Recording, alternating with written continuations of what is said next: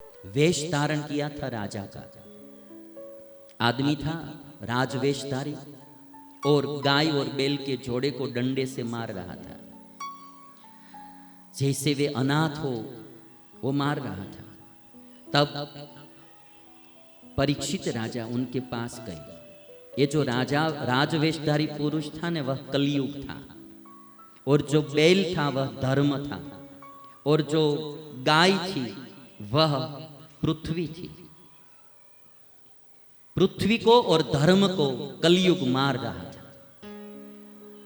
बैल एक पैर से खड़ा कांप रहा था, और गाय भी शूद्र के पैरों की ठोकरें खाकर आंसू बहा रही थी। परीक्षित ने आकर आश्वासन दिया और कहा कि तुम मेरे राज्य में गाय को और धर्म को, बैल को मारने वाला कौन हो? सब बात बताई। परीक्षित ने उसे ललकारा मारने के लिए। अरे तू कौन है? वेश से राजा और कर्म से तो शूद्र दिखाई देता है। राजा ने कहा कि मैं कलयुग हूं, और जब कलयुग को मारने के लिए परीक्षित ने तलवार उठाई, तब कलयुग परीक्षित राजा के शरण में आ गया। तब कलयुग ने परीक्षित राजा से मांगा कि मुझे कुछ रहने के लिए स्थान दीजिए। परीक्षित राजा ने कहा कि तुम मेरे राज्य को छोड़कर चले जाओ, कहीं भी जाओ, मेरे राज्य में आप मत रहना। कलयुग ने कहा कि मैं कहां जाऊं? जिधर जाऊं उधर आपका ही राज्य है, तो मैं जाऊं कहां? जहां जाऊं उधर आपका ही राज है, तो मुझे कुछ रहने के लिए स्थान दीजिए। भागवत में ये बात बहुत अच्छी लिखी गई है, बहुत ख्याल रखना। कलयुग ने, जहां कलयुग होता है, कलयुग के दो पुत्र है, एक कुसम और दूसरा कला। कलयुग के दो पुत्र है, कुसंप और कला। जहां कलयुग होता है वहां कुसंप होता है और कलह होता है। जहां कुसंप और कलह होता है वहां दुख और अशांति अपने आप रहते हैं। तो कलयुग ने रहने के लिए 5 स्थान मांगे। पहला स्थान मांगा कि मुझे रहने के लिए द्यूत दीजिए। द्यूत, जहां जहां द्यूत क्रीड़ा होती है वहां कलयुग का निवास होता है, और इसीलिए जिसको सुखी होना है कभी भी द्यूत क्रीड़ा मत करना। अब महाभारत जानते हैं कि राजा युधिष्ठिर धर्मवान थे, किंतु द्यूत क्रीड़ा के खेल में ही उन्होंने सब गवा दिया और दुख आया उनके जीवन में। इसलिए कभी भी द्यूत क्रीड़ा मत करना। ताश के पत्ते से भी मत खेलना, कोई भी प्रकार से द्यूत क्रीड़ा मत करना। आजकल तो अभी ये जो शेयर बाजार में सब लोग, हमारे वहाँ गुजरात में तो बहुत कुछ लोग ऐसे ही पैसा गवाते हैं। कभी भी द्यूत क्रीड़ा में लोग तो क्या है कि जन्माष्टमी के दिन द्यूत क्रीड़ा करते हैं। ये सब मत करना, कलयुग का निवास है। दूसरा स्थान बताया शराब, सुरापान। जहां सुरापान होता है वहां कलयुग का निवास होता है। इसलिए कभी भी सुरापान मत करना। जहां सुरापान होगा वहां कलयुग का निवास होता है। और जो शराबी होता है ना, उसको फिर उसके घर में, परिवार में कलह और कुसम बहुत होता है, क्योंकि वो पीकर आ जाता है, फिर उसको निश्चित नहीं रहता है क्या बोलना, क्या करना, क्या कुछ करना, वो पता नहीं रहता है। फिर झगड़ा होता है घर में, घर पूरा बर्बाद हो जाता है। आप देखेंगे नहीं, शराबी आदमी का धंधा चौपट हो जाता है, घर परिवार बर्बाद हो जाता है, घर में संप नहीं रहता है, कुसंप आ जाता है। इसलिए कभी भी शराब मत पीना। शराब में कलयुग का निवास है, शराब में कलयुग का। और आप जानते हैं कि हमारे शरीर में एक ही लीवर होता है। बहुत शराब पीते रहते हैं तो लीवर उसका नाश हो जाता है, उसका लीवर खत्म हो जाता है। एक शराबी ने बहुत शराब पी थी ना, तो फिर लीवर खत्म हो गया। अस्पताल में उसको भर्ती कराया गया और डॉक्टर ने बोला कि आपका लीवर खत्म हो गया है। तो शराबी ने कहा कि सारी जिंदगी शराब तो ब्रांडेड पी थी, किंतु ये लीवर डुप्लीकेट निकला है। क्या शराब तो ब्रांडेड पी थी, किंतु ये लीवर डुप्लीकेट निकला है। तो आजकल मैं देखता हूं कि हमारी युवा पीढ़ी शराब की ओर बहुत जा रही है। हमारे माननीय प्रधानमंत्री जी देश विदेश जाते हैं तो कहते हैं कि हमारे भारत के पास 60%, 60% युवा पीढ़ी है।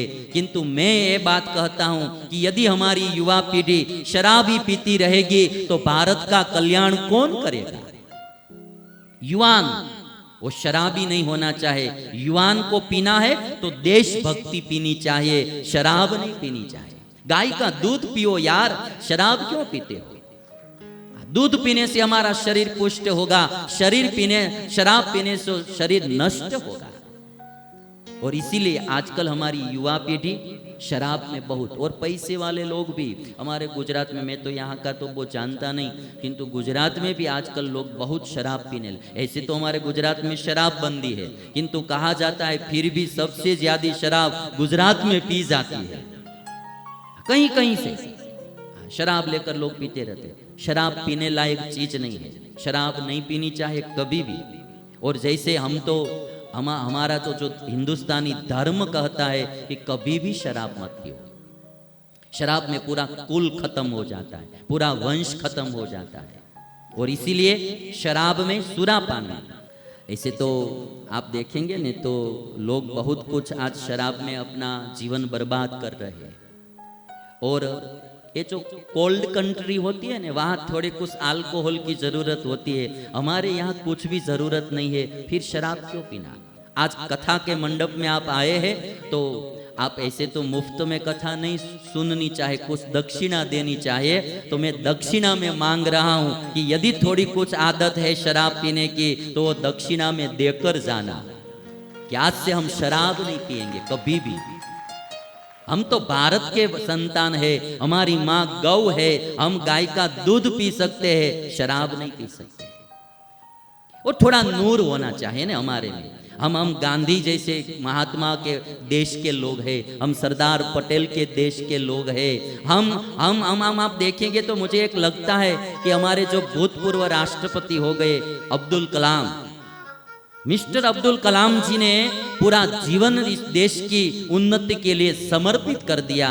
एक मुस्लिम थे किंतु देशभक्ति तो अब्दुल कलाम की, उसकी देशभक्ति की आगे किसी की देशभक्ति आ नहीं सकती।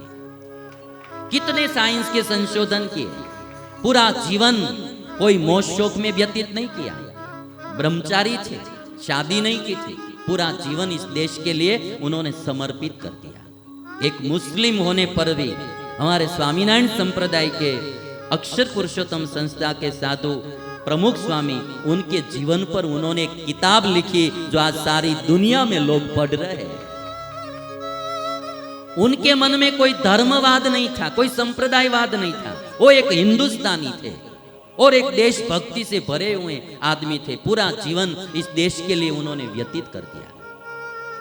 आप समझ लीजिए कि कॉरपोरेशन की ये जो चुनाव होता है ना, उसकी जब टिकट नहीं मिलती है तो भी लोग झगड़ा करते हैं।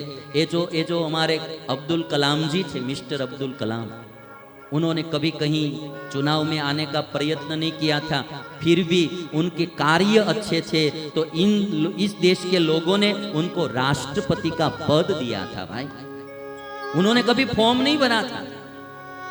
युवान, हमारा जो भारत का युवान, वो कुछ करने की तमन्ना वाला होना चाहिए। शराब पीकर, जुआ खेलकर कहीं जिंदगी बर्बाद कर रहा है तो अच्छी बात, युवानी हमको भी भगवान ने दी है, कुछ समाज के लिए, कोई देश के लिए, कोई सत्संग के लिए व्यतीत करना चाहिए। जुए में और शराब में और मांस खाने में व्यतीत नहीं करना।